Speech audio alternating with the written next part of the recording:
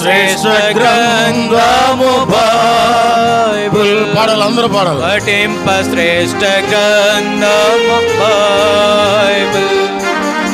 అనుదినము పఠించిన ప్రేమతోడ నడుపును. ఓ పఠింప శ్రేష్ఠ గ్రంథము Bible. The best book to read is the Bible. The best book to read is the Bible. If you read it every day, it may help you all the way. Oh, the best book to read is the Bible. దయచేసి boys, యవనస్తులు ఈ ఖాళీ స్థలాన్ని కూడా పూర్తి చేయండి. వెనకాల వాళ్ళు రండి, ఇటు రండి, ఇంకో వరుస కూర్చోండి. రండి, ప్లీజ్ కమ్, రండి. ముగ్గురు ఉన్నారు కదా, నలుగురు ఉండండి లైన్. రండి, ముందుకు రండి. చక్కగా నలుగురు కూర్చోండి. రండి, ముందుకు రండి, యవనస్తులు రండి. రండి, ఆ లైన్ ఇటు వస్తే వెనకాల వచ్చిన వాళ్ళు వాళ్ళు కూర్చుంటారు. రండి, మంచి పిల్లలు.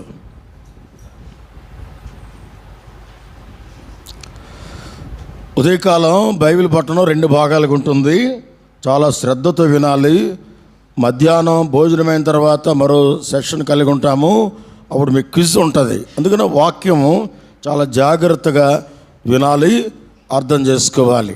మీకేదన్నా ప్రశ్నలు ఉంటే కూడా మధ్యాహ్న సెషన్లో మీరు రాసిస్తే ఆ అన్న మీకు వాటికి జవాబు చెబుతారు. కనుక దయచేసి గమనించండి. ఈ మంచి సమయాన్ని మనం సద్వినియోగపరుచుకోవాలి. ప్రార్థన చేసుకుందాం. మన మధ్యలో దేవుని సేవకులు బ్రదర్ జోయల్ నర్సీపూర్ నుంచి వచ్చారు. ప్రార్థన చేస్తారు. తర్వాత దేవుని వాక్యాన్ని మనం వింటాం.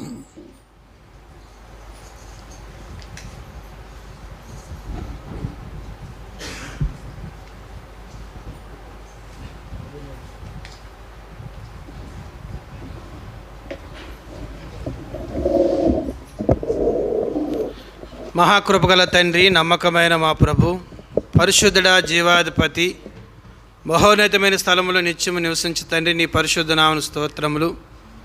ఈ మధ్యాహ్నం, ఈ ఉదయకాలము ప్రియ తండ్రి, ఈ యొక్క పరిసరి కొరకే కూడి వచ్చిన బిడ్డలను బట్టి నీకు వందనాలు. ముఖ్యంగా ప్రభు, అనేక దినాలుగా ఈ పరిసరి కొరకే ప్రార్థించి మేరకే మీరు ఏర్పరిచిన దినమును బట్టి నన్ను స్తోత్రాలు. ప్రభు, హైదరాబాద్ నుంచి కూడా మీ దాసుల్ని మా మధ్యకి నడిపించినారు. ప్రభుని స్తోత్రాలు. సమల దాసుని మీ చేతులకు అప్పగించుకుంటున్నాం. ప్రభా, నీ దాసుని నిలవబెట్టుకుని దేవా మాతో మాట్లాడమని వేడుతున్నాను తండ్రి. మేము ఖాళీగా వచ్చినాం, మేము ఖాళీగా పోకుండా తండ్రి నీ ఆత్మచేత నింపబడి సంతోషగానముతో మేము బయటికి వెళ్ళినట్లుగా సహాయం చేయము ప్రభా. కూడికి అందరూ కూడా మీ యొక్క ఆత్మ సంచకు ప్రభా అప్పగించుకుంటున్నాం. మీ దాసుని బలపరచండి. అనేక అక్కరతలు కలిగి ఉన్నాం ప్రభా. దయగల తండ్రి, నీ దాసుని అభిషేకించి వాడుకోండి. యవన బిడ్డలతో మాట్లాడినైనా ఈ యవన పాయంలో ఈ యవన బిడ్డలు నానా దారులు తీసుకుని ఈ దినాల్లో ప్రభా అనేక మరణాలు చూస్తున్నాం.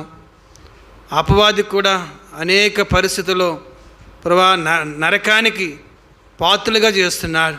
ఈ దినము ప్రభా అటు బిడ్డలు ఎవరు వచ్చిన్నారు, వారితో మీరు మాట్లాడము.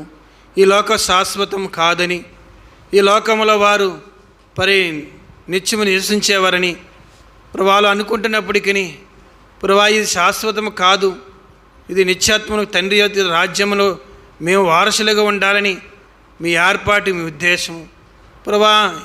ఈ లోకం మీద ఆశపోయి ఈ దినము కూడి వచ్చిన ప్రభా సహోదరుడి కొరకు నువ్వు మాట్లాడిన ఆయన మరణ స్థాయిలకు వెళ్దామనుకుంటున్నాడు. ఓ దేవా, ఈ ఎంత గొప్పదో ఆ యొక్క మర్మమును ఎరుగుటకు ఆ హృదయాన్ని మీరు తెరవండి. అనేక దినాలకి కూటి కూడా ప్రార్థిస్తూ వచ్చినాం.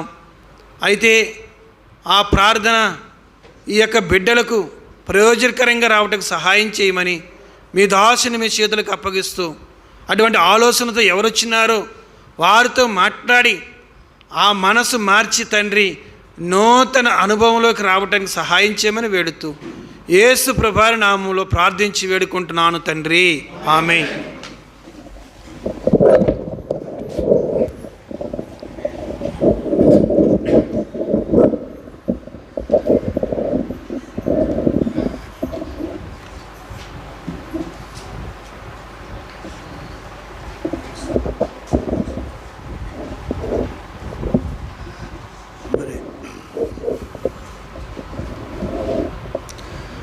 ఎంతో సంతోషం.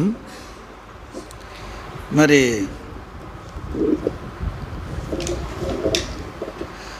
నా పేరు విజయానంద్. నేను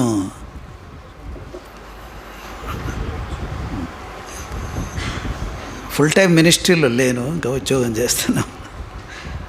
సో నేను 1969లో రక్షణ పొందిన, 1971లో బాప్తీసం తీసుకున్నా. మరి 1986లో నా పెండ్లి బ్రదర్ బక్సింగ్ గారి ద్వారా హెబ్రోన్లోనే జరిగింది. నేను నా భార్యతో పాటు వచ్చిన. రైట్, నాకు 2 కొడుకులు, వాళ్ళు కూడా సెటిల్ అయిపోయారు. నేను గవర్నమెంట్లో పనిచేస్తున్నా, రిటైర్ అయినా, అయినా ఇంకా పనిచేస్తూనే ఉన్నా. రైట్, ఇది నా గురించి క్లుప్తంగా. రైట్, ఇప్పుడు మనం బ్రదర్ ఎప్పటి నుంచో పిలుస్తూ ఉన్నాను నన్ను, 5-6 నెలల నుంచి. బ్రదర్ రాండి రాండి అని. నేను ఎప్పుడు రాలే. ఈ ఫారెస్టు వైజాగ్ నుంచి వస్తుంటే ఎక్కడో కొండల మధ్యలో సహవాసం ఏంది అనుకున్నా. చూసి చాలా ఆశ్చర్యపోయాను. రైట్, చాలా సంతోషం. దేవుడు తన కార్యాన్ని చేస్తూ ఉన్నాడు. రైట్, మరి ఇప్పుడు మన థీము, మరి కొంచెం ఫ్యాన్ తగ్గిస్తాం, తగ్గదా? ఆపేస్తామా?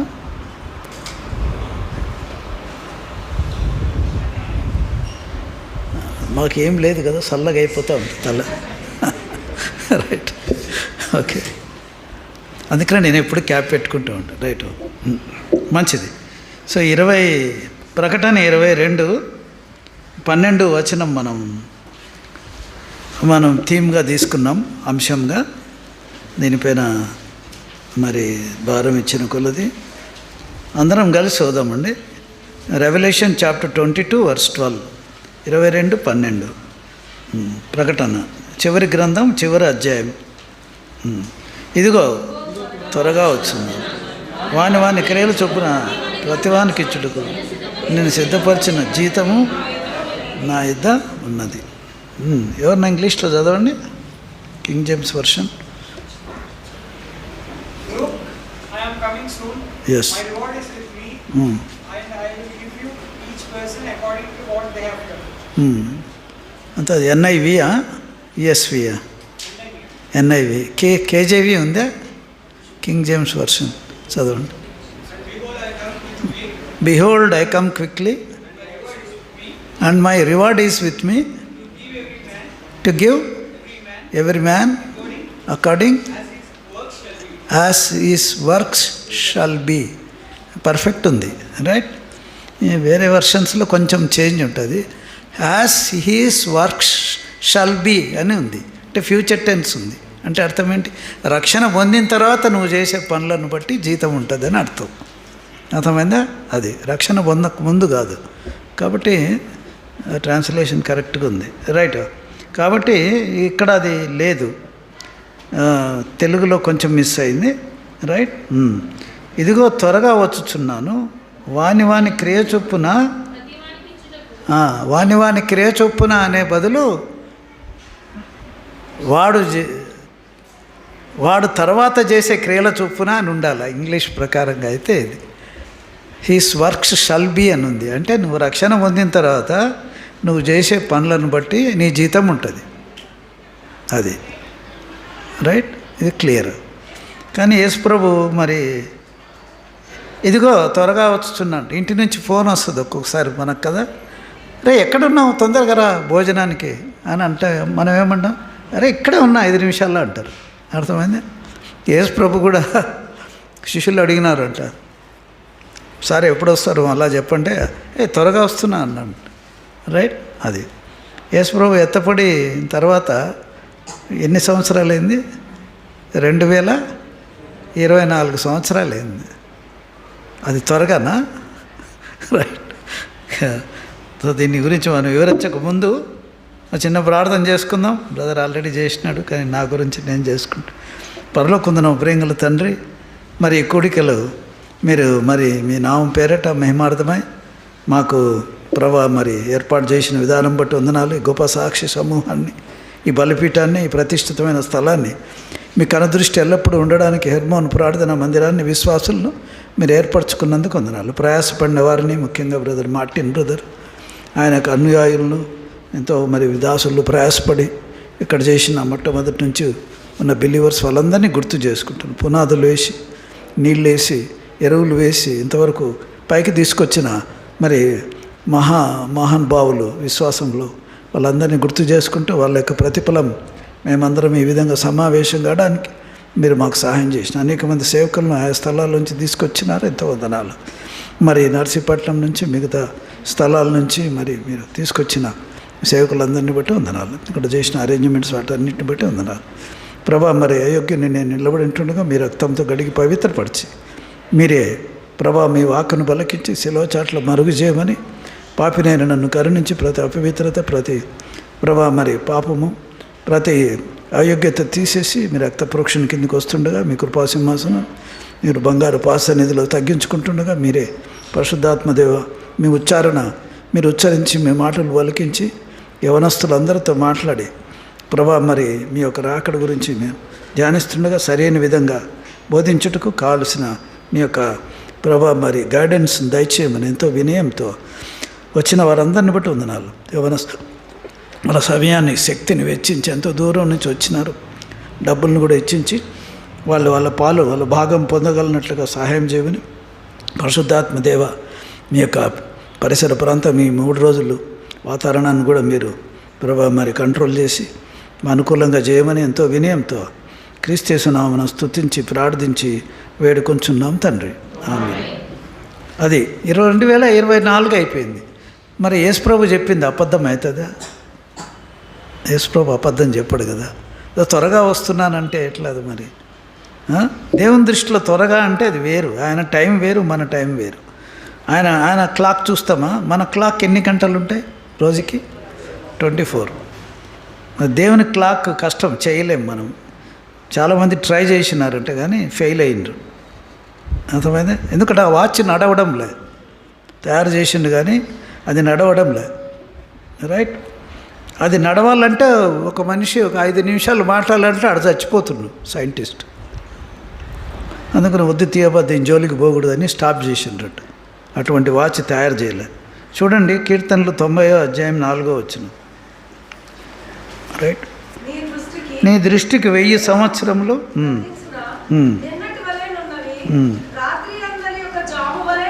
24 hours is equal to 1000 years అంట.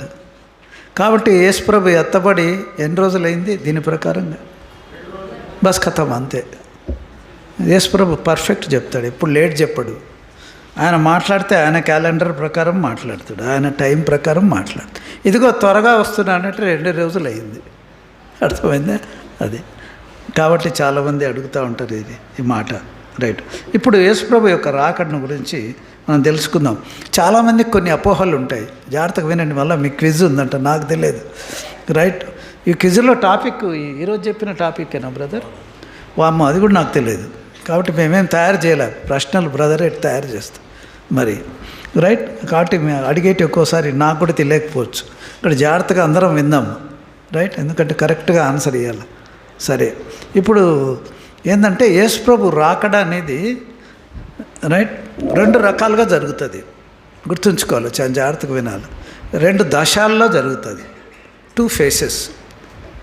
2 వేరు అంతరాళల్లో జరుగుతుంది, వేరు సమయాల్లో జరుగుతుంది. అది అన్నమాట. అర్థమైందే? అది కాబట్టి మరి యేసుప్రభు యొక్క రాకడ 2 దశలుగా, 2 విడతలుగా, 2 అంతరాలలో జరుగుతుంది. రైట్. అట్లా 2 వేరు సమయాల్లో జరుగుతుంది.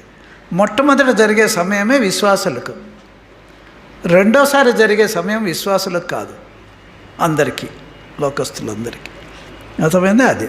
కాబట్టి గుర్తుపెట్టుకోవాలి. కాబట్టి యేసుప్రభు నేను త్వరగా వస్తున్నానంటే చెప్పడం ఏంటంటే ఇది ఫస్ట్ దశ. అర్థమైందా? అది ఎందుకు అలా మనము చెప్తున్నామంటే శిష్యులు అడిగినారంట, ప్రభా మీరేమో చచ్చిపోతామంటున్నారు. యేసుప్రభు ముందుగానే చెప్పేసినాడు వాళ్ళకి, నన్ను పరిసయ్యులు శాస్త్రులు హింసిస్తారు, నన్ను సభకు అప్పచెప్తారు, నన్ను కొడతారు, నన్ను ఉమ్మి వేస్తారు, నన్ను చాలా హింసిస్తారు, నన్ను సిలువలో వేస్తారు, నేను 3వ దినాన మరి నేను చనిపోయి పాతి పెడతారు, నేను 3వ దినం లేస్తాను అని యేసుప్రభు ముందుగానే చెప్పినాడు శిష్యులకు. ఎవరికి చెప్పలే ఈ మాటలు. చెప్తే అది పాపం వాళ్ళు చాలా డిస్కరేజ్ అవుతారు. చాలా వచనాలు ఉన్నాయి, ఇప్పుడైనా చూడాలంటే మనకు టైం లేదు, రైట్. కాబట్టి ముందుగానే యేసుప్రభు వాళ్ళకు చెప్పడం మనం చూస్తాం.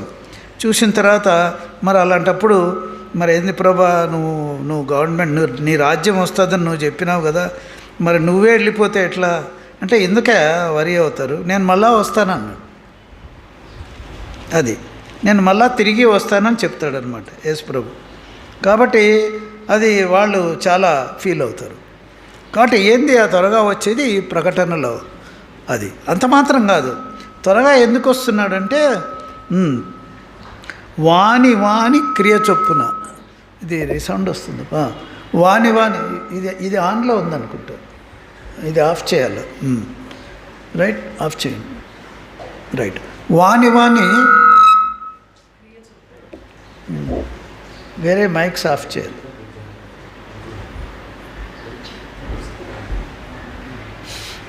వాని క్రియ చొప్పున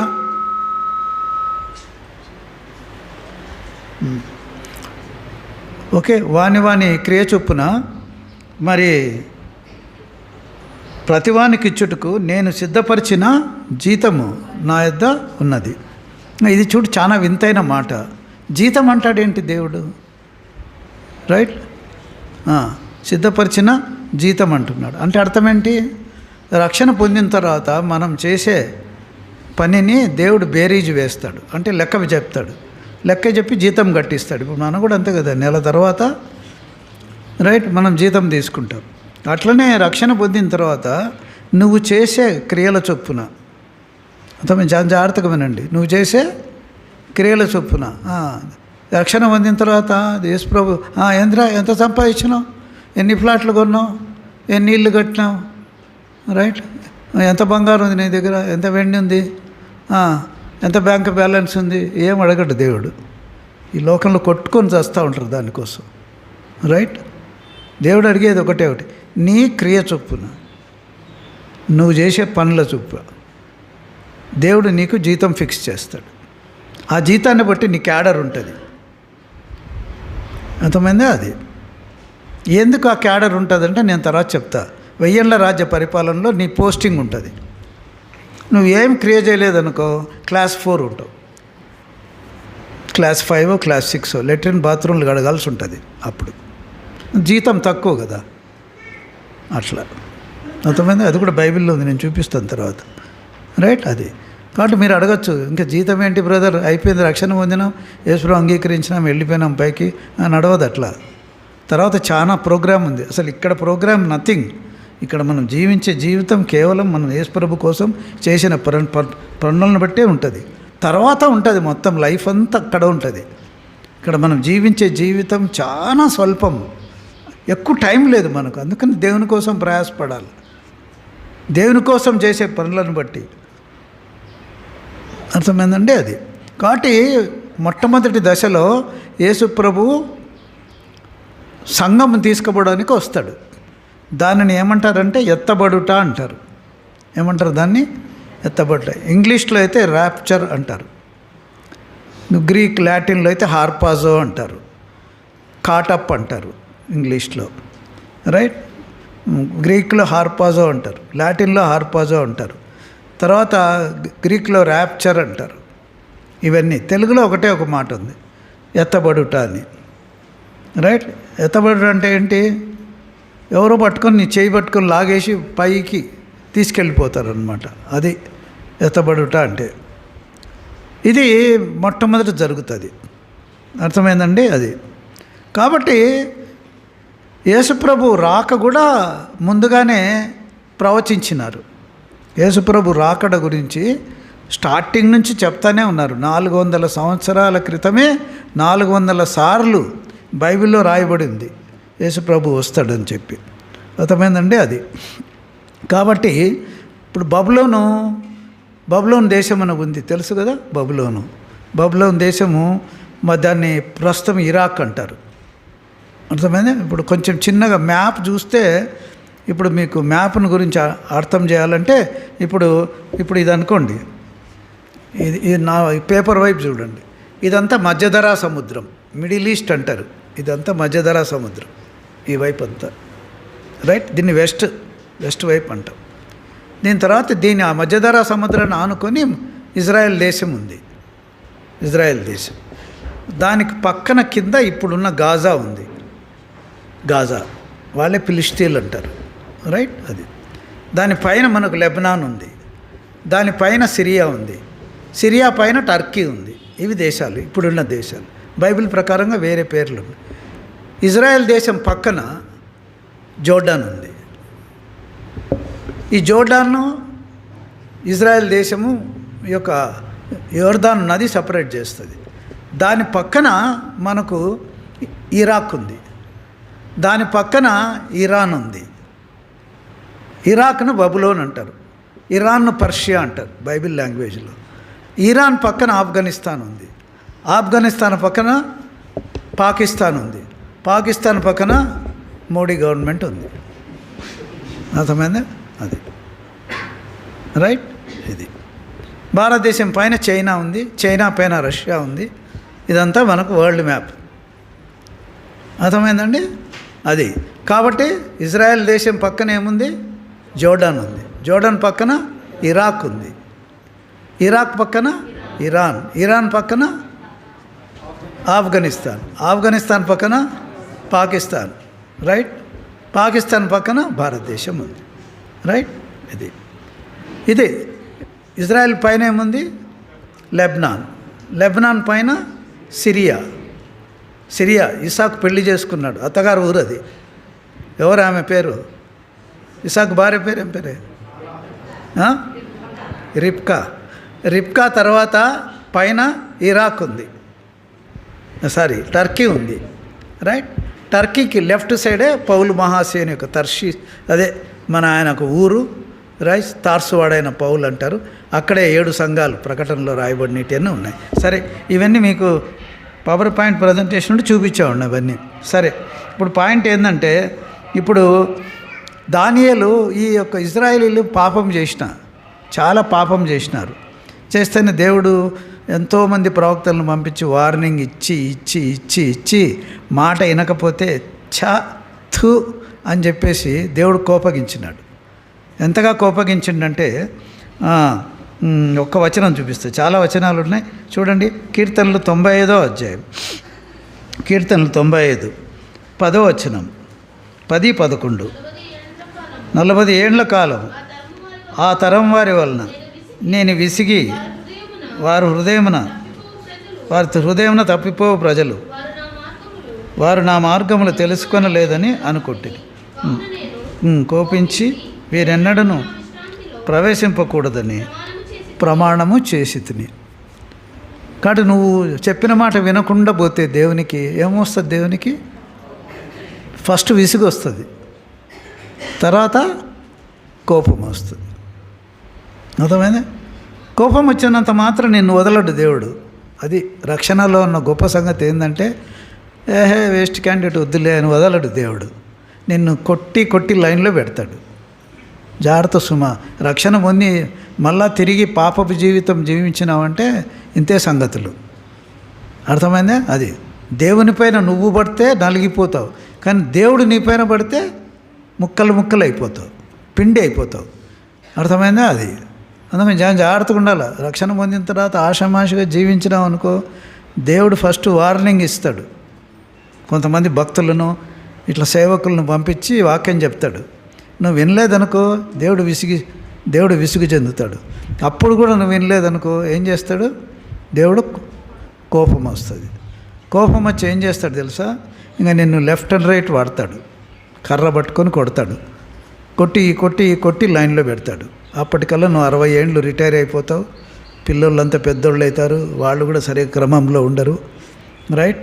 తర్వాత ఇంక వద్దులేరా బాబు, నీతో కాదులే కానీ ఇంక ఇప్పుడు నువ్వు సేవ ఏం చేస్తావు, వీసా పాస్పోర్ట్ రెడీగా ఉంది, ఫ్లైట్ ఎక్కంటాడు. ఫ్లైట్ ఎక్కమంటే ఏంది అర్థం? ఇంక వచ్చేసేయి నువ్వు నా దగ్గరికి అంటావు. నువ్వేం పని చేయలే దేవుని కోసం. నీ జీతం ఎంత ఉంటుంది? చాలా తక్కువ ఉంటుంది, 10 రూపాయలు 20 రూపాయలు ఉంటుంది. అప్పుడు 1000 ఏళ్ల రాజ్య పరిపాలనలో లెట్రిన్ బాత్రూమ్లు గడగాల్సి ఉంటుంది. మీరు నవ్వుతున్నారు కానీ నాకు భయం వేస్తుంది చెప్పడానికి, అర్థమైందా? కాబట్టి ఇదిగో నేను త్వరగా వస్తున్నాను, రైట్? ప్రతివాని వాని క్రియ చొప్పున సిద్ధపరిచిన అంటాడు, ఫిక్స్ చేస్తాడు దేవుడు. జీతము నా దగ్గర ఉన్నది. ఇంగ్లీష్లో అయితే రివార్డ్ అని ఉంది కదా, రైట్? మీ వర్షన్లో ఏముంది బాబు? NIVలో శాలరీ అని ఉందా? రివార్డ్ అని ఉంది. యాక్చువల్గా తెలుగులో అయితే బహుమానం అని ఉంది. ఇంకొక మాట కూడా ఇంకొక చోట ఉంది చూడండి. మొదటి కొరింథీ 5వ అధ్యాయం, 5వ అధ్యాయం, right?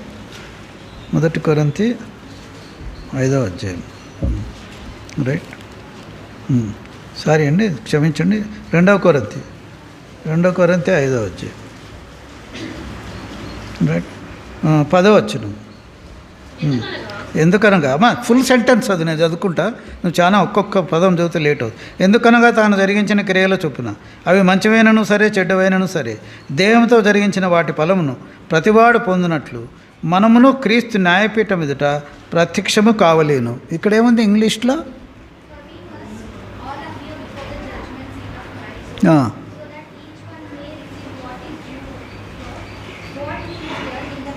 Each one May receive what is due. అచ్చా, ఓకే, రైట్. కాబట్టి ఇక్కడ తెలుగులో ఏముందంటే ప్రతివాడు ఫలమును పొందినట్లని ఉంది. కాబట్టి ఫలమన్నా జీతమన్నా బహుమానమన్నా అంతా ఒకటి. నువ్వు జరిగించిన క్రియ చొప్పునే నీకు దేవుడు ర్యాంక్ ఫిక్స్ చేస్తాడు, అర్థమైందే అది. కాబట్టి మీరు అడగచ్చు చాలాసార్లు కొన్ని ప్రశ్నలు మీకు వస్తూ ఉంటాయి. ఏమని వస్తాయంటే, బ్రదర్ అసలు ఇది చచ్చిపోయిన తర్వాత ఇంకొక లైఫ్ ఉంటుందా అని నన్ను అడిగినారనుకో, రైట్? నువ్వు చూసినావా అని మళ్ళీ నెక్స్ట్ క్వశ్చన్ వేస్తూ ఉంటారు, రైట్? కారణం ఏంటంటే మనం ఏమంటాం, మనమందరిని ఏమంటారు? విశ్వాసులం అంటాం. అంటే విశ్వాసం అంటే ఏంటి? ఏదో నువ్వు విశ్వసిస్తావు, రైట్? దానికేం ఎక్స్పెరిమెంటల్ ప్రూఫ్ ఉండదు, అది నీ అనుభవం, అది నీ ఫీలింగు, లోపల హృదయంలో స్ట్రాంగ్ కన్విక్షన్, రైట్? దేవుడు ఉన్నాడు, యేసుప్రభు వచ్చాడు ఈ లోకానికి, అది హిస్టారికల్ ఫ్యాక్ట్. నువ్వు ఒప్పుకున్నా ఒప్పుకోకపోయినా చరిత్ర చెప్తుంది, రైట్? నీ పాపంల కొరకు ఆయన చనిపోయినాడు, ఆయన నీకు బదులుగా చనిపోయినాడు, ఆయన 3వ దినం లేచినాడు, రైట్? ఆయన తిరిగి వస్తానన్నాడు, బైబిల్లో ఉంది.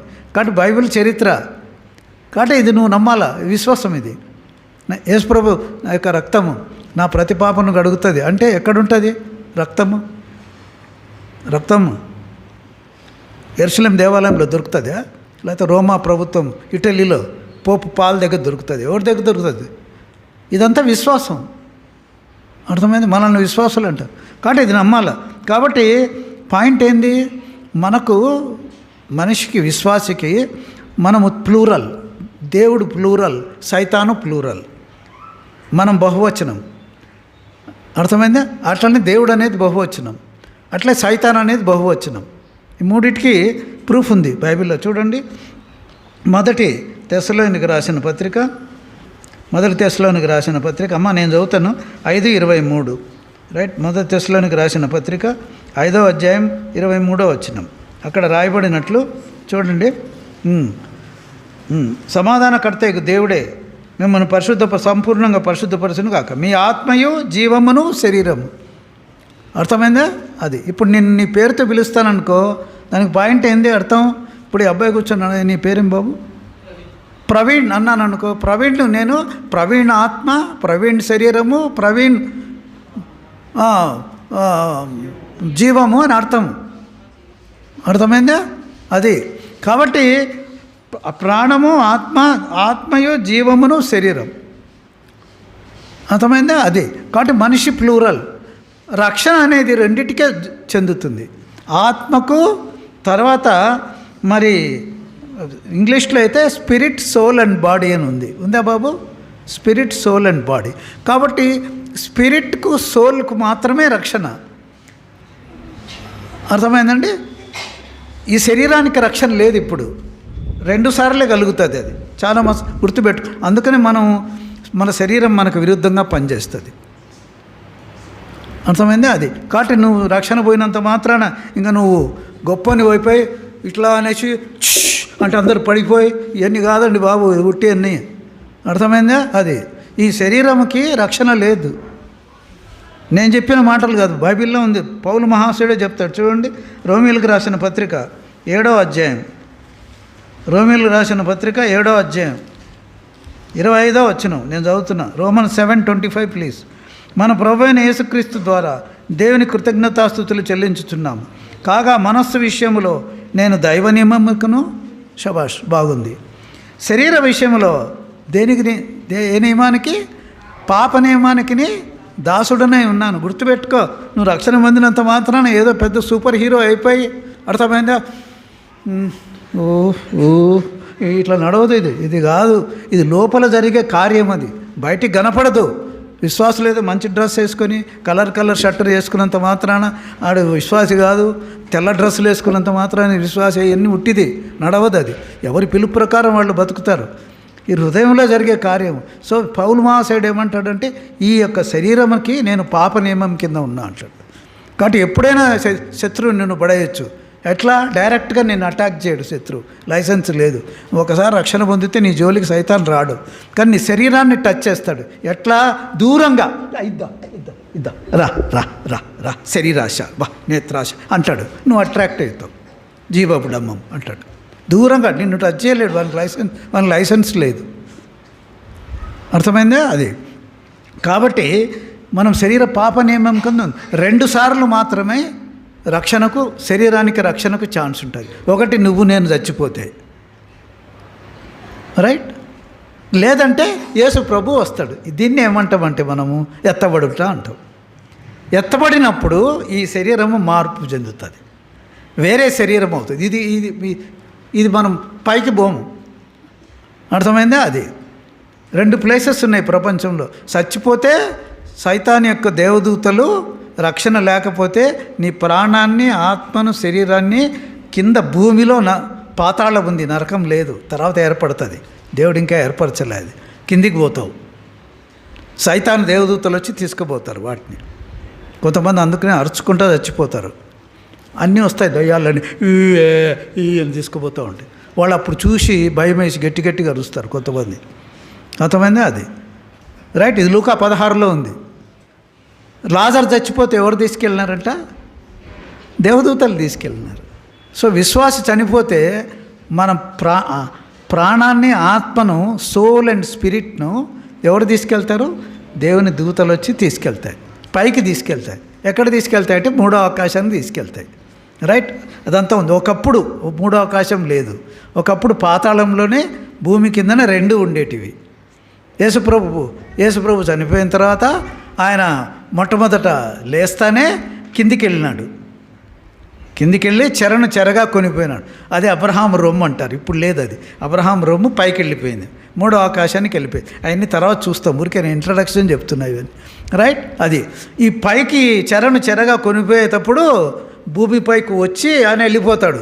ఈ మగ్దలేని మరియ ఏడుస్తూ ఉంటుంది.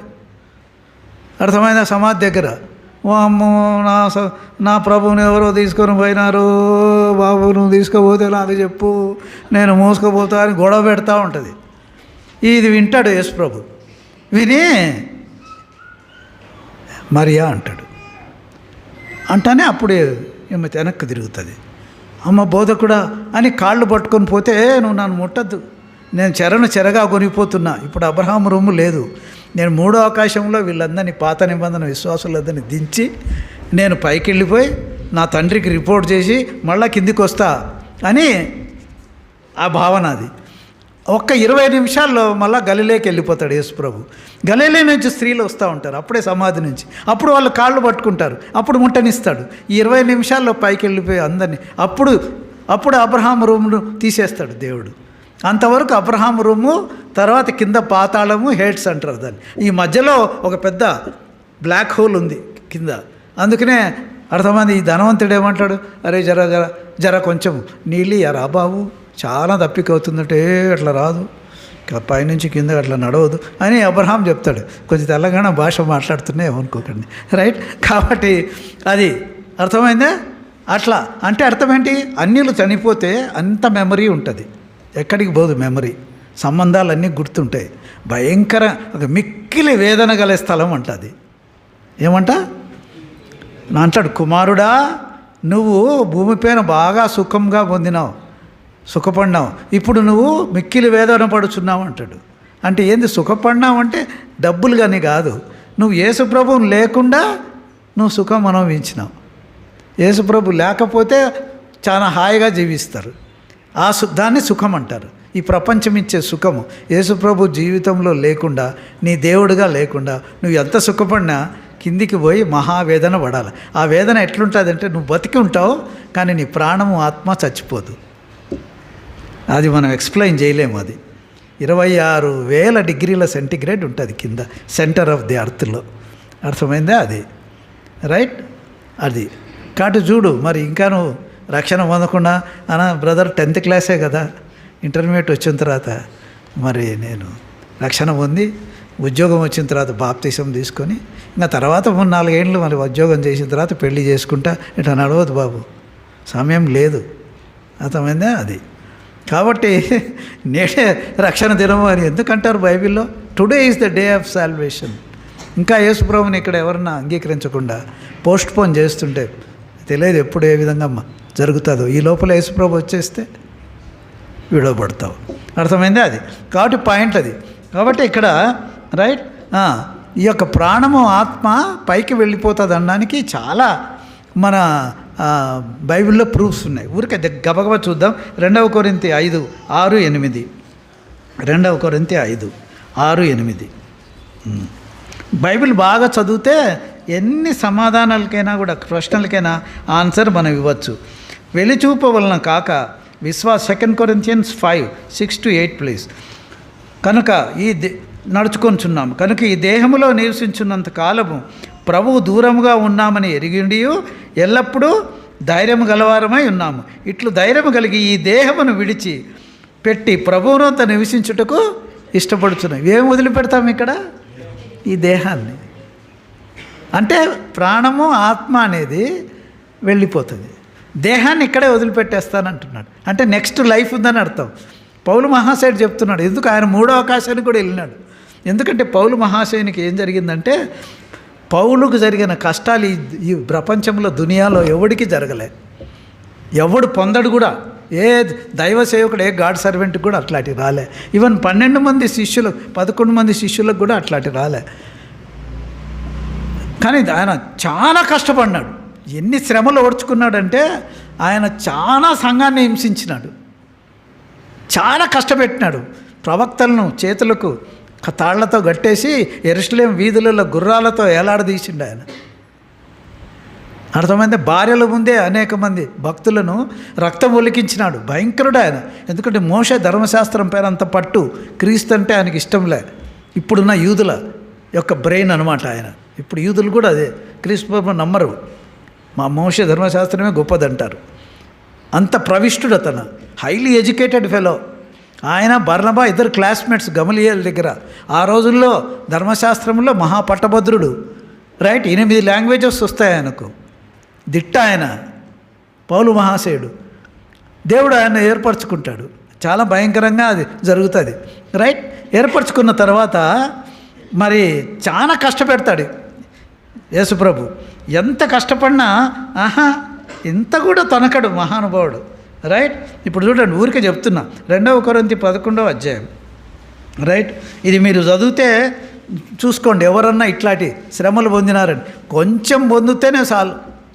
నువ్వు రక్షణ పొందిన తర్వాత యాక్సిడెంట్ ఏందనుకో, అన్నా ఈ దేవుని నమ్ముకున్నానన్నా ఏదో, అర్థమైందా? మతం పరుచుకున్నా నేను మటాష్ అయిపోయినాను అంటారు. అర్థమైందా? ఇంకా వద్దురా బాసు, ఏమొద్దు పోయి మందిరాన్ని రారు, కొంచెం చిన్న కష్టం కలిగితే. అర్థమైందా? ఈ పౌలు చూడండి, మీరు ఇట్లాంటి ఒక్కటన్నా పొందినారా? నేను చదువుతున్నా, జాగ్రత్తగా వినండి. 2 కొరింథీ 11వ అధ్యాయం రైట్ 23 నుంచి నేను చదువుతున్నా. వారు క్రీస్తు పరిచారకురా, వెర్రివాని వల్లే మాట్లాడుతున్నాను. I'm talking like a fool అంటాడు. అంటే క్రీస్తు కొరకు వెర్రివాడు అయిపోయింది ఆయన. రైట్, మాట్లాడుతున్నారు. రైట్, మరి నేనును మరి ఎక్కువగా క్రీస్తు పరిచారకుడును, మరి విశేషముగా ప్రయాసపడుతుంది. అనేక పర్యాయములు చెరసాలలో ఉంటిని, అపరిమితంగా దెబ్బలు తింటిని, అనేక మార్లు ప్రాణాయపులం ఉంటుంది. యూదుల చేత 5 మార్లు 1 తక్కువ 40 దెబ్బలు తింటిని. 3 మారు బెత్తములతో కొట్టబడుతుంది, ఒకసారి రాళ్లతో కొట్టబడుతుంది. 3 మారు ఓడ పగిలి శ్రమ పడుతుంది, ఒక రాత్రి పగలు సముద్రంలో గడుపుతుంది. అనేక పర్యాయములు ప్రయాణంలోను, నదుల వలన ఆపదల వలన, దొంగల వలన ఆపదల్లోను, నా స్వజనుల వలన ఆపదల్లోను, నా అనుజనుల వలన ఆపదల్లోను, పట్టణంలోని ఆపదల్లోను, అరణ్యంలోని ఆపదల్లోను, సముద్రంలోని ఆపదలోను, కపట సహోదరుల వలన ఆపదలోను ఉంటిని. ప్రయాసముతోనూ కష్టముతోనూ, తరచుగా జాగరణములతోనూ, ఆకలి దప్పులతోనూ, తరచుగా ఉపవాసములతోనూ, చలితోనూ, దిగంధరత్వముతోనూ ఉంటిని. ఇంకను చెప్పవలసిన అనేకములున్నవి. ఇవినుగాక సంఘంను గురించిన చింతయు కలదు. నువ్వు కష్టపడినావు మరి ఇట్లా? పౌలు మహాశయుడు కష్టపడినా. ఎందుకు ఇంత కష్టపడిన తర్వాత ఆయనకు ఒక ఫీలింగ్ వచ్చిందేమో, ఏమని, ఏంది ప్రభువా, నేను రోమా గవర్నమెంట్లో ఫుల్ పవర్ఫుల్ ఆయన ఐఏఎస్ చీఫ్ సెక్రటరీగా ఉన్నాడు ఆ రోజుల్లో. ఆయనకు గిర్రం జెడ్ సెక్యూరిటీ ఆ రోజులలో చాలా ఆయనకు ఉండేది. అందుకు సంఘాన్ని హింసించినాడు. క్రీస్తు ప్రభు పేరట శత్రులందరినీ శిష్యులందరినీ తరం కొట్టేసినాడు. ఎక్కువ హింస జరిగింది ఆ రోజుల్లో. అప్పుడు ఆ సంఘం అంతా అత్యాసక్తిగా ఇన్ని గురించి ప్రార్థన చేసి ఈయనను దేవుడు రక్షించుకొని ఇన్ని కష్టాలు పొందిన తర్వాత ఆయన దేవుడు మరి దేవునికి చెప్పుకున్నాడేమో, ఏంది ప్రభువా, పేతురు యోహాన్లు పోతేనేమో ఫ్లైట్ ఇస్తారు, నాకైతే సైకిల్ ఇస్తారు. రైట్, వాళ్ళకేమో బిర్యానీలు పెడతారు, నాకైతే రసం పచ్చడనం పెడతారు. వాళ్ళకేమో మంచిగా 7 స్టార్ 5 స్టార్ హోటల్లో ఇస్తాడు, నాకేమో పూరి గుడిసెల్లో ఇస్తారు. ఏంటి ప్రభా ఈ సేవ ఏంటి, ఇన్ని కష్టాలు ఏంటి అనుకున్నాడేమో, నాకు తెలియదు. దేవుడు అన్నాడు, అరే ఏందిరా నీకు ఇంతే తెలుసా, ఒక పని చేయి అని చెప్పి దేవుడు ఒకరోజు ఆయనకు 3వ ఆకాశానికి తీసుకెళ్ళిపోయాడు. పరదేశకు తీసుకెళ్ళిపోయి నీకోసం నా కోసం చెప్తున్నా, తీసుకెళ్ళిపోయి అమ్మా వేవేల కోట్లాది దూతలు, శరాఫులు, కెరూబులు, దూతగణములు హోసన్నా అని అంటుంటే పౌలు మహాశయుడు ఒక వ్యక్తి ఉంటాడు. ఆ వ్యక్తికి అందరు షాలోలు కప్పుతూ ఉంటారు, గొప్ప వ్యక్తిని పొగుడుతూ ఉంటారు. అప్పుడు పౌలు అడిగినాడంట, దేవా ఆ ఎవరు ప్రభు, ఆయన ఎవరు, ఆయన అంత పెద్ద విఐపి, అందులో నీ పరలోకంలో అంత ఘనత ఇస్తున్నావంటే ఆయనే రా బాబు సౌలుగా మారిన పౌలు అన్నాడు. అమ్మా ఇంత ఘనతనా, నాకు ఇంత ఘనత ఇస్తున్నావా ప్రభువా, వామ్మో అట్లయితే ఒక పని చేస్తా, ఇంకా నేను ఇక్కడే ఉంటా, ఇంకా నేను వద్దు, నేను మళ్ళా లోకానికి పోను అంటున్నట్టు కలలో దర్శనంలో. అట్లా కాదురా, నువ్వు కిందికి వెళ్ళిపో, నువ్వు కొద్ది రోజుల తర్వాత నీ తల కొట్టిచ్చేస్తాం, అప్పుడు నువ్వు పైకి వచ్చేయి. హతసాక్షిగా చనిపోయింది ఈయన. అర్థమైందా అది? కాబట్టి ఇవన్నీ చూసిన తర్వాత అప్పుడు ఈ కొరింథీ పత్రిక రాస్తున్నాడు ఆయన. అర్థమైందా? త్వరగా వెళ్ళిపోవాలబ్బా అని రోమా ప్రభుత్వం దగ్గరికి వెళ్ళి, బాబు నా తల కొట్టించండి, ఎప్పుడు కొట్టిస్తారు తొందరగా కానివ్వండి అని అడుగుతున్నాడట. అర్థమైందా? అది చూడండి, రక్షణలో ఉన్న ఆ నిరీక్షణ ఎంత గొప్పదంటే దేనికి వెనకాడలే. ఇన్ని వచ్చినా ఏ రోజు కూడా క్రీస్తు ప్రభువును వదిలిపెట్టలే. రక్షణ ఔన్నత్యం అంత గొప్పది. అర్థమైందా అది? కాబట్టి ఫిలిప్పీ 1వ అధ్యాయం 23వ వచనంలో అదే మాట అంటాడు. ఫిలిప్పీ రాసిన పత్రిక రైట్, ఫిలిప్పీ రాసిన పత్రిక 1వ అధ్యాయం 23వ వచనం రైట్, ఈ రెంటి మధ్యను ఇరుకుబడి ఉన్నాను. అర్థమైంది? ఏమి ఇక్కడ ఉంటేనేమో సేవ చేస్తా దేవుని కోసం, ఇక్కడ బాగలేదు అంటే పరలోకానికి వెళ్తా, ఈ రెంటి మధ్యలో కష్టపడుతున్నా అంటాడు అని ఇరుకుబడి ఉన్నాను అని చెప్పుకుంటూ, నేను వెడలిపోయి క్రీస్తుతో కూడా ఉండవల్లని నాకు ఆశ ఉన్నది, అది నాకు మరీ మేలు.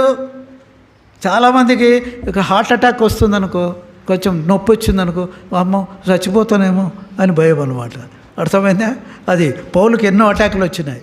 ఏమంటాడంటే, అరే తొందరగా తీసుకుపో ప్రభు, వచ్చేస్తాను నీ దగ్గరికి, నాకు మరీ మేలు అంటున్నాడు. అర్థమైందా? అది చూడండి క్రీస్తు ప్రభుల ఎంత గొప్ప నిరీక్షణ. పాయింట్ ఏంది? ఎందుకు ఎన్ని చెప్తున్నా? మరణించిన తర్వాత ఇంకొక జీవితం ఉంది. ఒకటే ఒక జీవితం. 7 తర్వాత కుక్కగా, తర్వాత పిల్లిగా, తర్వాత నల్లిగా, తర్వాత కాకిగా పుట్టరు. ఒకటి. దీని తర్వాత అటో ఇటో పోతే కిందికి పో, లేకపోతే పైకి పో, అంతే. ఇంకా నిరంతరం ప్రభుతో పాటు జీవిస్తాం. అదే చెప్తున్నాడు అనమాట ఇక్కడ. అర్థమైందా? ఉండాలా పోవాలా? నాకైతే అక్కడే ఉండడం ఇష్టం అంటాడు పౌలు మహాశయుని యొక్క ఛాన్స్. అర్థమైందండి? అది కాబట్టి లూకా 23 రైట్ 43లో యేసుప్రభు దొంగత అంటాడు. ఏమంటాడు? Today thou shall be with me in paradise అంటాడు. చూడండి, యేసుప్రభు ఫస్ట్ మాట ఆయన జీవితంలో ఎప్పుడు పలకలే ఆ మాట. శిష్యులతో ఒక్కరోజు కూడా చెప్పలే ఆ మాట. రైట్ చదవండి, లూకా 23:43 చదవమా. 23:43 లూక్.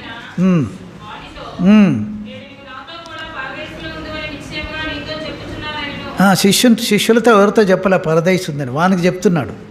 రైట్, నువ్వు నాతో కూడా పరదైసులో ఉంటావు అంటే అప్పటికే చెరగా కొనిపోయినాడని అర్థం.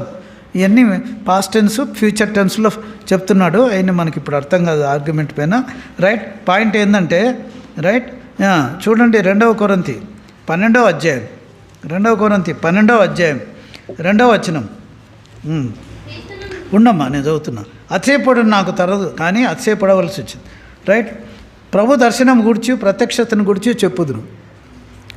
పౌలు మహాశయునికి ఎన్నో ప్రత్యక్షతలు ఇచ్చినాడు దేవుడు. నువ్వు కూడా అంతే. నువ్వు యేసు ప్రభువులో ఎదుగుతూ ఉంటే, నువ్వు దేవునితో ఎంత క్లోజ్గా ఉంటే దేవుడు నీకు అన్నీ చెప్తాడు. అర్థమైందా? అన్నీ చెప్తాడు దేవుడు. ఒకరోజు రాత్రి 12:30కు 1 గంటకు దేవుడు లేపినాడంట బ్రదర్ బక్సింగ్ గారిని. అరే బాబు లేరా లే అన్నాడు. ఎందుకు ప్రభు అన్నాడు. నువ్వు ఫస్ట్ లేరా బాబు అన్నాడు. లేచినట్టు లేచిన తర్వాత మన పంచగించే తీసేసి పైజమా వేసుకో, ప్యాంట్ వేసుకో, తర్వాత వేసుకున్నాడట. బనియన్తో ఉంటే బనియన్గా షర్ట్ వేసుకోమన్నాడు. షర్ట్ వేసుకుని కోట్ వేసుకోమన్నాడు. కోట్ వేసుకున్నాడు. ఇప్పుడు బైబిల్ పట్టుకొని దారిలో పో, నేను చెప్తా, నువ్వు మాట్లాడన్నాడు. ప్రభా ఇప్పుడు ఎవరు ఉంటారు, రాత్రి 2 అయిపోతుందంటే నువ్వు చెప్పింది చేయరా అన్నాడంట యేసు ప్రభు. లేచినాట. లేచి రాత్రి 2 గంటలకు పిచ్చోళ్ళ మాదిరి బైబిల్ పట్టుకొని ప్రయాసపడి భారం మోసుకొని అరుస్తున్నట. అరుస్తుంటే ఒక ఆయన వెళ్ళిపోతుండట ముందు. ఏమని సూసైడ్ చేసుకుందామని పోతున్నాడు. ఆయన రాసిండు ఆయన పుస్తకంలో 40 పుస్తకాలు రాసినాడు ఆయన. 40 చదవండి మీరు. ఆయన బోలెడని ప్రత్యక్షతలు పొందినాడు ఆయన. దర్శనాలు ఇది ప్రత్యక్షత. రైట్, అది పిలితే అప్పుడు అయ్యా ఒక్క నిమిషం అంటే అరే నేను వెళ్ళిపోతున్నా బా చచ్చిపోతున్నా. సారీ నా మాట ఒక్క మాట ఎన్ని చచ్చిపో అన్నాడు. సరే చెప్పని చెప్తే ఇద్దరు అరుగుపైన కూర్చొని చెప్పాడు. అతను రక్షణ పొందినాడు. అర్థమైందా? కాబట్టి దేవుడు డైరెక్ట్గా నీతో మాట్లాడుతాడు. నువ్వు ఎంత క్లోజ్ అయితే అంత.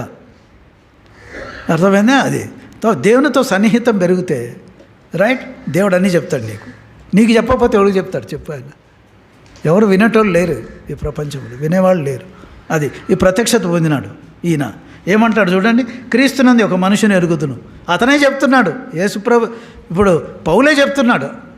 కానీ పౌలు ఎట్లా చెప్తున్నాడు? నేనని చెప్పడంలే, ఒక మనుషుడు ఉన్నాడు అంటాడు. 3rd పర్సన్లో చెప్తున్నాడు. మనమైతే అంత మన గురించే చెప్తాం. అంటే నీ కింద పడిపోతారు. అబ్బా జై పలానాయనకు జై, పలానాయనకు జై అంటారు. అర్థమైంది? అట్లాంటిది ఏం సెల్ఫ్ డబ్బా లేదు ఇక్కడ. రైట్, అది రైట్. అతడు 14 సంవత్సరాల కిందట 3వ ఆకాశమునకు కొనిపోబడింది. 3-4 వచనాల్లో చదువుతుంది. అతడు పరదేశంలో కొనిపోబడినాడు. కాబట్టి పరదేశం అంటే ఎన్నో ఆకాశం? 3వ ఆకాశం. అంటే 2 ఆకాశాలు కూడా ఉన్నాయి. నా ప్రకారంగా అయితే 7 ఆకాశాలు ఉన్నాయి. రైట్, అది ఉత్తర దిక్కున మహారాజు పట్టణమైన సియోను, అది 6వ ఆకాశం అనమాట. తర్వాత చెప్తాను ఎప్పుడన్నా. రైట్, కాబట్టి పాయింట్ అది. మొదటి ఆకాశం, 2వ ఆకాశం కూడా ఉంది. మొదటి ఆకాశం మనకు బైబిల్లో రాయబడి ఉంది, దూతలు ఉండే ప్రదేశం, చిన్న దూతలు. అది 2వ ఆకాశం వచ్చి దూతల హెడ్ క్వార్టర్స్ HR. అక్కడ మనకు 2 దూతలు ఉంటారు, గబ్రియేలు, మిఖాయేలు. గబ్రియేల్ చిన్న ర్యాంకు, మిఖాయేలు బాస్ అన్నమాట. వీళ్ళిద్దరు 2వ ఆకాశంలో ఉంటారు. 3వ ఆకాశంలో చనిపోయిన తర్వాత విశ్వాసులు ఉంటారు. అది 3వ ఆకాశం. రైట్, అది 4వ ఆకాశంలో కొంతమంది ఉంటారు, పునరుత్థానం పొందిన వాళ్ళు. రైట్, అదొక క్యాడర్. రైట్, అది 4వ ఆకాశం. 5వ ఆకాశంలో మరింత శ్రేష్టమైన పునరుత్థానం పొందిన వాళ్ళు ఉంటారు, హతసాక్షులు. ఇప్పుడు చాలామందిని గాడ్ సర్వెంట్స్ చంపేస్తుండ్రు, వాళ్ళకు సూపర్ ప్రమోషన్ ఉంటుంది. అది 5వ ఆకాశం. 6వ ఆకాశంలో యేసుప్రభు తండ్రి కుడి పార్శ్వమున most powerful place in the world, యూనివర్స్లో పవర్ఫుల్ ప్లేస్ వచ్చి 6వ ఆకాశం. ఆ ఆకాశాన్ని, ఆ స్థలాన్ని కొట్టాలని సైతాన్ని ఎదురు తిరిగి దూతలందరిని వేసుకొని వాళ్ళతో పాటు యుద్ధం ఆడతాడు. ఆ స్థలం ఊరికే, అర్థమైందా, చుప్పుకే, అంటే జస్ట్ లైక్ దట్, అర్థమైందా, లంచం ఇచ్చిపోయినట్లు అనమాట. అట్లా పోతే యేసుప్రభు ఒప్పుకుంటాడు, ఆ దూతను పడగొడతాడు. వాడే సైతానిక ఈ భూలోకానికి వచ్చి మరి లూసిఫర్గా వచ్చినాడు. వాడు ఆ స్థానాన్ని కొట్టాలనుకున్నాడు. అది 6వ ఆకాశం. 7వ ఆకాశం దేవాది దేవుడు ఉంటాడు. ఈ 7 ఆకాశాలు ఉన్నాయి, అర్థమైందా. అది కాబట్టి మీకు రెఫరెన్స్, మనం మీ ప్రశ్నలు అడుగుతారు కాబట్టి నేను చెప్తాను. మొదటి ఆకాశం ఎవరు ఉంటారు? దేవదూతలు. 2వ ఆకాశం దానికి రెఫరెన్సెస్ నేను చూపించడం, అలా చూపిస్తాను. మికాయలు, తర్వాత గాబ్రియల్. 3వ ఆకాశం 12వ వచనంలో ఉంది, రైట్. పరదైస్ ఎవరుంటారు ఇక్కడ? చనిపోయిన విశ్వాసులు, రైట్. 4వ ఆకాశం, రైట్, హతసాక్షులు. హతసాక్షులు కాదు, వేరే రకమైన విశ్వాసులు, రైట్. పునరుత్థానం చెందిన విశ్వాసులు, అది వేరే క్యాటర్, అది వేరే క్యాటర్. చాలామంది ఏమంటారు అంటే దేవుని సేవకులు అంటారు. వీళ్ళు ఫుల్గా 24/7 సేవకు వచ్చిన వాళ్ళు 4వ ఆకాశం ఉన్నది. కొంచెం రెఫరెన్స్ ఇండైరెక్ట్గా ఉంది. 5వ ఆకాశంలో ఏమంటారు? మరింత శ్రేష్టమైన పునరుత్థానం పొందిన వాళ్ళు, అంటే క్రీస్తు కొరకు హతసాక్షులుగా మారిన వాళ్ళు. 6వ ఆకాశం వచ్చి యేసుప్రభు యొక్క తండ్రి కుడిపార్శ్వం, రైట్. 7వ ఆకాశం దేవాది దేవుడు ఉన్న ఆకాశం, రైట్. ఓకే. కాబట్టి ఈ యొక్క 3వ ఆకాశంలో విశ్వాసులందరూ పోతారు. మనం చనిపోయిన తర్వాత ఒకవేళ క్రీస్తు ప్రభు రాకడ లేట్ అవుతే చనిపోతున్న విశ్వాసులందరూ అక్కడ ఉంటారు, 3వ ఆకాశంలో ఉంటారు. అది పౌలు మహాశయుడు చెప్పిన రెఫరెన్స్, అది దాన్ని 3వ ఆకాశం అంటారు, రైట్. కాబట్టి ఈ పాయింట్ ఏంటంటే, రైట్, ఇక్కడ మనకు చెప్పబడినట్లు చూడండి, ఎక్లీసియాస్టిస్ 9వ అధ్యాయం 5వ వచనం, 12:7. ఇది చనిపోయినప్పుడు మామూలుగా సమాధుల తోటలో చదువుతూ ఉంటారు, అయినా ఒకసారి చదవండి. ఎక్లీసియాస్టిస్ అంటే ప్రసంగి 9:5 చదవండి ఎవరన్నా. చాలు బాబు, ఈ శరీరంకి ఎన్ని అప్లై చేస్తామో, స్ప్రేలు, గీలు, పౌడర్లు, ఓహో, అద్దం అరిగిపోవాలి, అద్దంకే సిగ్గు రావాలన్నమాట, అర్థమైంది. అది అద్దం కూడా సాల్లే బా అని అరిగిపోతున్నా లాస్ట్కి ఏమైపోతుంది? కుళ్ళిపోతుంది. అద్దానికి చెప్పు, అర్థమైంది. అద్దమా ఓ రోజు కుళ్ళిపోతా, డోంట్ వరీ, నువ్వు అట్లనే ఉంటావు, ఇడు పోతాడని చెప్పు, అర్థమైంది. కాబట్టి మన్న అయినది తిరిగి అయిపోయి బస్ కథం, మండి నుంచి వచ్చినాం, మన్న అయిపోతుంది. నెక్స్ట్ కథం, దేవుని దగ్గర నుంచి ఆత్మ వచ్చింది. ఆత్మ ఎక్కడికి పోతుంది? అందరూ పోరు, అన్ని ఆత్మలు పోవు, యేసుప్రభుని అంగీకరించిన ఆత్మే పోతుంది. కండిషన్ ఉంది, అర్థమైందా. కొన్ని కిస్కాగాళ్ళందరూ పోరు, అర్థమైందా. యేసుప్రభుని అంగీకరించి బాప్తిసం తీసుకొని చచ్చిపోకముందు యేసుప్రభు వస్తే నువ్వు రెడీగా ఉండి పాపం లేకుండా పరిశుద్ధంగా ఉంటేనే ఎత్తబడతావు. అంతగా రక్షణ మంది బాప్తిసం తీసుకుంటాను మాత్రాన మళ్ళీ బార్ షాప్లో కూర్చుంటే మళ్ళీ ఎత్తబడవు, అర్థమైందా. ఉట్టి మాటలై, రైట్. కాబట్టి రక్షణ పొంది బాప్తిసం తీసుకున్నంత మాత్రం వీసా పాస్పోర్ట్ రెడీ కాదు, ఉండొచ్చు. మళ్ళీ పోయినప్పుడు ఏమైతే తెలుసా, ఇమ్మిగ్రేషన్ చెకప్ అని జరుగుతుంది ఎయిర్పోర్ట్లో, తెలుసా అది. అక్కడ ఫెయిల్ అయితే పోరు, పో టికెట్ వద్దేమో పో అంటారు. ఇమిగ్రేషన్ ఉంటుంది, అక్కడ రెడీగా ఉండాలి, అర్థమైందా. అది కాబట్టి పాయింట్ అది, రైట్. అది కాబట్టి అట్లనే 12:7 ఎక్లీషియాస్ ప్రసంగి 12:7 ఇది కూడా మేము సమాధుల తోటలో చదువుతాం.